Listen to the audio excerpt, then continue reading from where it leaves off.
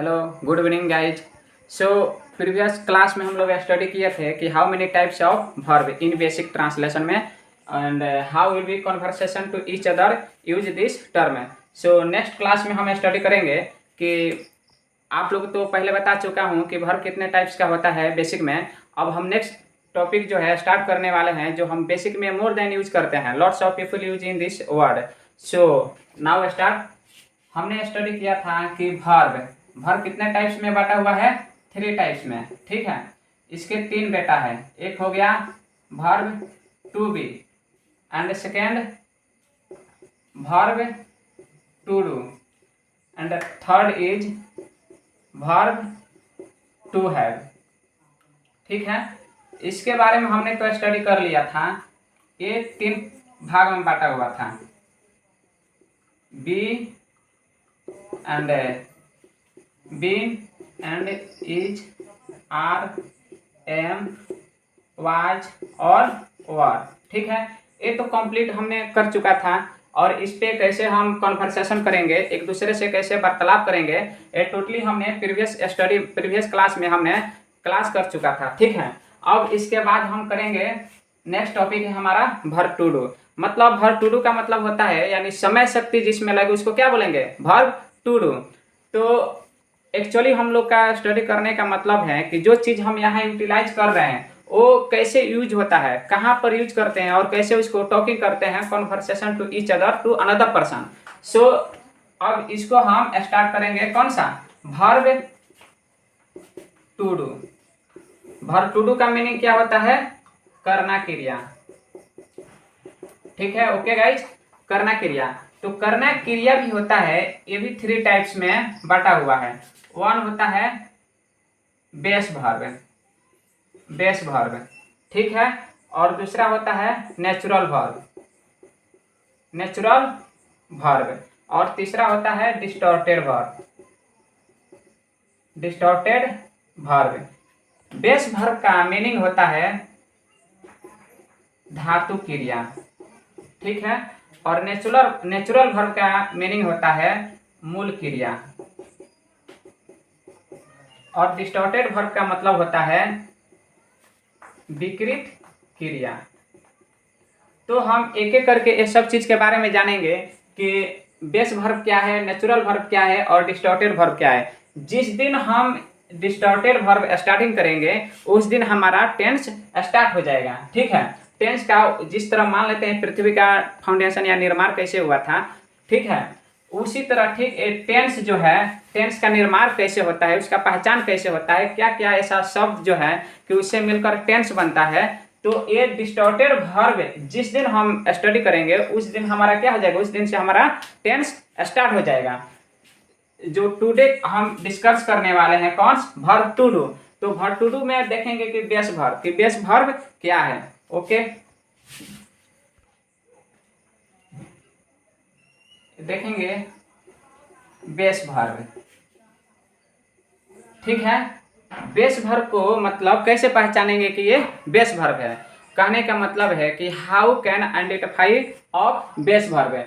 जैसे हम लोग स्टडी किए कि नेचुरल वर्ब और डिस्टॉर्टेड वर्ब, ये तीनों के बारे में पहचान करेंगे कि कैसे इसको पहचानेंगे, और एक दूसरे से जब वार्तालाप करेंगे तो how can talk to each other use this term base verb. तो बेस वर्ब आपको मैं बता दे रहा हूँ, इसका मीनिंग होता है धातु क्रिया। तो धातु क्रिया आप तो समझते हैं कि जिसमें समय और शक्ति लगता है उसको क्या बोलते हैं, बेस वर्ब बोलते हैं। ठीक है, जैसे मान लीजिए दौड़ना, ठीक है, दौड़ना, पढ़ना। तो इसका एक डिफिनेशन होता है कि क्रिया के मूल रूप को क्या कहते हैं, बेस वर्ब कहते हैं। ओके राइट, कहने का मतलब है क्रिया के मूल रूप को क्या कहते हैं, बेस वर्ब कहते हैं। जैसे मूल रूप क्या हो गया, जैसे ये मान लीजिए ये दौड़ हो गया, ठीक, दौड़ना में से अगर हम ना हटा देंगे तो क्या बच जाएगा, दौड़ प्लस ना। अगर ये शब्द जो है ना, जो शब्द है ना, शब्द को अगर हम यहाँ से रिमूव कर दें, रिमूव कर देने के बाद क्या बच रहा है, यहाँ पे दौर बच रहा है। तो दौर हमारा क्या हो गया, बेस वर्ब हो गया। ठीक है, अगर यही चीज इसमें ना लगा है, जैसे खेलना, पढ़ना, सोना, जाना, टहलना, यानी धातु प्लस ना लगा रहे, तो ये सब दोनों कंडीशन मिलकर क्या हो जा रहा है, नेचुरल वर्ब हो जाएगा। नेचुरल वर्ब जो आपको मैं बताया, इसका मीनिंग क्या होता है, करना क्रिया, इसका मूल क्रिया होता है, सॉरी मूल क्रिया। ठीक है, जिसमें धातु प्लस ना लगा रहेगा उसको क्या बोलेंगे, नेचुरल वर्ब, और जिसमें से ना हटा देंगे उसको क्या बोलेंगे, बेस वर्ब। तो ये देखिए, क्रिया के मूल रूप को बेस वर्ब कहते हैं। लाइक दैट, दौड़ना, दौड़ना में से अगर हम ना हटा दिए तो शब्द क्या बच गया, दौड़।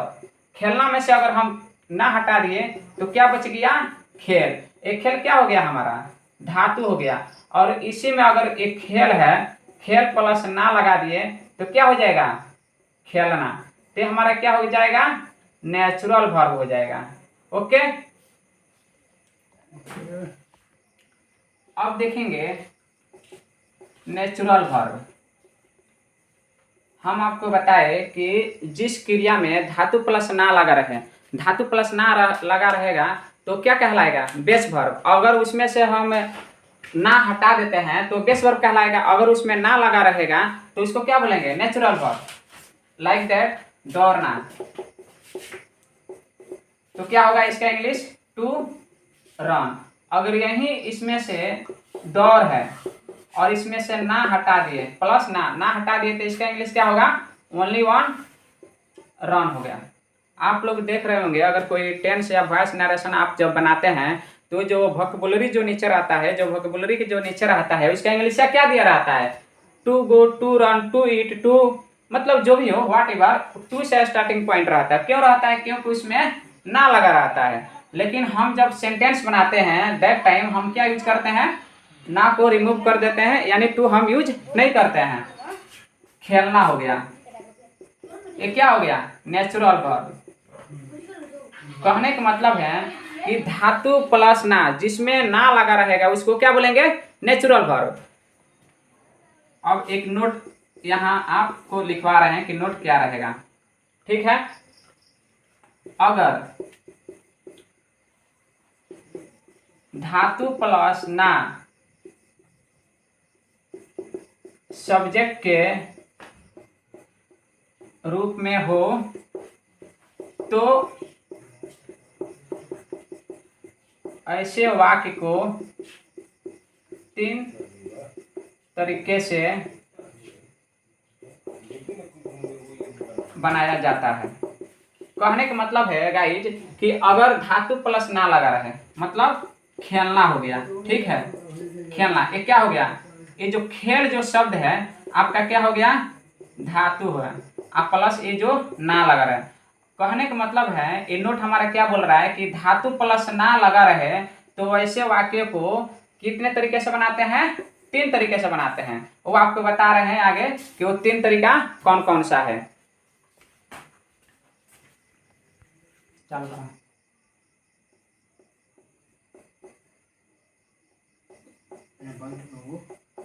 जो बताए कि धातु प्लस ना अगर कोई सब्जेक्ट में हो, कहने का मतलब है जो भर हो और भर में ना लगा रहे और उसमें ना लगा रहेगा, कहने का मतलब धातु प्लस ना हो तो उसको तीन तरीके से बनाते हैं। तो पहला तरीका आपका क्या हो गया, इन्फिनिटिव के द्वारा, इन्फिनिटिव के द्वारा। ठीक, इन्फिनिटिव के द्वारा मतलब क्या रहेगा, वर्ब के पहले टू प्लस वर्ब। ठीक है, स्टार्टिंग पॉइंट में हम क्या राइट करेंगे, टू लिखेंगे। और दूसरा होता है जिरोन के द्वारा, जिरोन के द्वारा मतलब सब्जेक्ट में जो रहेगा वो वर्ब में क्या रहेगा, आईएनजी लगा देंगे। जो शुरुआत में जो वर्ब रहेगा वो वर्ब में हम आईएनजी लगा देंगे। और तीसरा होता है इट के द्वारा, जो स्टार्टिंग पॉइंट में सब्जेक्ट के तौर पर रहेगा एज पर सब्जेक्ट, उसमें वहां इट क्या कर देंगे, शुरुआत में इट लिखेंगे। तो अब देखते हैं एक एक करके पढ़ेंगे, स्टडी करेंगे कि इन्फिनेटिव के द्वारा कैसे बनाएंगे, जेरोंड के द्वारा कैसे बनाएंगे और इट के द्वारा कैसे बनाएंगे। तो इन्फिनेटिव के द्वारा जैसे देख लीजिए यहाँ, तैरना मेरी आदत है। हमने क्या बोला था नोट में, हमारा क्या था, यदि किसी सेंटेंस में सब्जेक्ट के रूप में धातु प्लस ना हो तो वैसे वाक्य को कितने तरीके से बनाते हैं, 3 तरीके से बनाते हैं, लाइक दैट, इन्फिनेटिव के द्वारा, जेरोंड के द्वारा और इट के द्वारा। तो तैरना मेरी आदत है, यहाँ देखिए तैरना मेरी आदत है, ये क्या है, वर्ब है, और वर्ब में जो है धातु प्लस ना, ये सब क्या हो गया, इतना धातु हो गया और इसमें ना लगा है, तो धातु प्लस ना लगा है। तो हमने नोट में स्टडी किया है कि अगर सब्जेक्ट के रूप में धातु प्लस ना लगा रहे तो ऐसे वाक्यों के कितने तरीके से बनाएंगे, 3 तरीके से बनाएंगे। तैरना मेरी आदत है, तो क्या होगा, पहले टू प्लस वर्ब, यानी ये जो वर्ड जो है, यानी ये वर्ब जो है, इसके पहले क्या लग जाएगा, टू लग जाएगा, ठीक है। तो टू, और तैरना का इंग्लिश क्या होता है, स्विम। उसके बाद हेल्पिंग वर्ब, यानी कहने का मतलब है इसको 1 नंबर, इसको 2 नंबर, और ये जो है एक में है इसको 3 नंबर, ठीक है। तो to swim is my habit, एक इस द्वारा हुआ इन्फिनेटिव के द्वारा, यानी infinitive verb, you can say so infinitive verb, okay right. ये पहला नियम हो गया। दूसरा नियम हुआ आपका जेरोंड के द्वारा, ठीक है, यानी वर्ब में आईएनजी लगा देंगे, मेन वर्ब मतलब इसमें एक क्या हो जाएगा, बिफोर हो जाएगा। अगर किसी वर्ब में आईएनजी लग जाता है तो उसका मतलब हो गया कि वो भी फोर हो गया। तो to swim is my habit, ये तो हो गया। और दूसरा बनाएंगे स्विमिंग इज माई हैबिट। यहाँ आपको एक चीज दिख रहा होगा कि यहाँ डबल एम क्यों है, ठीक है। तो आपको यहाँ संक्षेप में बता दे रहे हैं कि कोई शब्द हो, अगर उसमें आईएनजी लगाना हो, अगर उसमें आईएनजी लगाते हैं तो वो जो लास्ट वाला जो लेटर जो रहता है कॉन्सोनेंट रहता है, और उसके पहले जो रहता है वो वोवेल लेटर रहता है। इसलिए जब आईएनजी लगाते हैं तो उसमें वो लास्ट वाला जो कॉन्सोनेंट वर्ड रहता है वो डबल हो जाता है। लाइक दैट, ए मान लीजिए ए रन हो गया, अगर इसमें हमको आईएनजी लगाना है तो आईएनजी लगाना है तो ये ससुरा ये क्या हो जाएगा, डबल हो जाएगा। यानी कहने का मतलब है यहाँ लास्ट में क्या था, एन कॉन्सोनेंट था, और इसके पहले क्या था, वोवेल था। वोवेल आपको तो पता ही है, ए ई आई ओ ये सब 5 क्या होता है, वोवेल होता है, एंड 21 कॉन्सोनेंट होता है। तो वोवेल के बाद कॉन्सोनेंट हो और कॉन्सोनेंट के पहले वोवेल हो, अगर उसमें आईएनजी लगाना हो तो वो जो लेटर जो रहता है डबल हो जाता है। लेकिन इसमें एक और कंडीशन आता है कि अगर मान लीजिए कि यहाँ प्ले हो गया, आप बोलिएगा कि प्ले में भी लास्ट में क्या है, कॉन्सोनेंट है, और कॉन्सोनेंट के पहले क्या है, वोवेल है। लेकिन ये ससुरा में हम डबल वाई क्यों नहीं लिखते हैं, रीजन क्या रहता है, कोई अगर वर्ड है, वर्ब है, अगर उसको हम जल्दीबाजी में बोले, ठीक है, उसको बोलने में समय ना लगे, ज़्यादा तकलीफ ना हो, उसी में डबल ए लास्ट वाला वर्ड जो रहता है, कॉन्सोनेंट जो रहता है, डबल लिखा जाता है। अर्थात कहने का मतलब है कि अगर जैसे प्ले प्ले, इसका लंबा प्रोसेस हो रहा है कि नहीं, थोड़ा टाइम लग रहा है, लेकिन यही आप यहाँ कीजिए रन, रन जल्दी आउट हो जा रहा है, जल्दी इसको मतलब बोला जा रहा है, समय नहीं लग रहा है, ठीक है। तो इसको बोलने में कम समय लग रहा है और इसको बोलने में थोड़ा ज़्यादा समय लग रहा है, इसमें इसलिए इसमें डबल वाई ना होगा, लेकिन इसमें क्या होगा, डबल एन आईएनजी होगा, ओके। अब देखिए, अब देखेंगे तीसरा नियम क्या है, ठीक है। तो इन्फिनेटिव के द्वारा तो हो गया, जेरोंड के द्वारा हो गया, इट के द्वारा हो गया, इट के द्वारा नहीं होगा। अब इट के द्वारा देखेंगे तो इट क्या चीज के रूप में रहेगा, ये जो ऑल टर्म्स जो लिखा है ना, ये सब क्या रहेगा, as per subject, as per subject, ठीक है। ये जो ऑल कंडीशन जो है, ऑल टर्म्स जो है, ये सब क्या रहेगा, सब्जेक्ट के रूप में रहेगा, एज पर सब्जेक्ट। तो इट भी हमारा क्या रहेगा, सब्जेक्ट के रूप में रहेगा। तो इट इज माई